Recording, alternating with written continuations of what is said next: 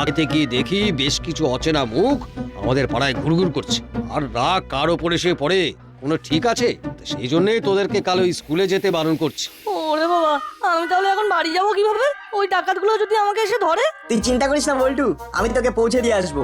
আমরা দুজনে একসাথে থাকলে কোনো কিচ্ছু হবে না। তাহলে তুই আবার একা একা বাড়ি ফিরবি কিভাবে? হ্যাঁ, সেটাই তো। হ্যাঁ, তুই আমাকে পৌঁছে দিবি, কিন্তু তুই তাহলে আবার একা একা বাড়ি ফিরবি কি করে? হ্যাঁ, তোরা এই কর, একবার এ ওকে বাড়ি পৌঁছে দে আর একবার ও ওকে বাড়ি পৌঁছে দে। চল বল্টু, আমি তোকে এগিয়ে দিয়ে আসছি। হ্যাঁ কাকু, চলো। বাবা, তুমি একা বাড়ি ফিরবে কিভাবে? চলো, আমি তোমার সাথে যাচ্ছি। এলেন আমার বীর পুরুষ, তুই থাক, আমি ওকে বাড়িতে পৌঁছে তাড়াতাড়ি ফিরে আসবো। ঠিক আছে না, তাহলে আসছি। হ্যাঁ, টাটা।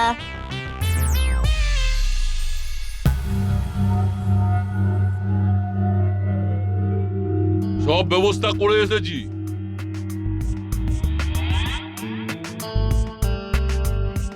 আজকে রাতেই আমরা অপারেশনে নামবো।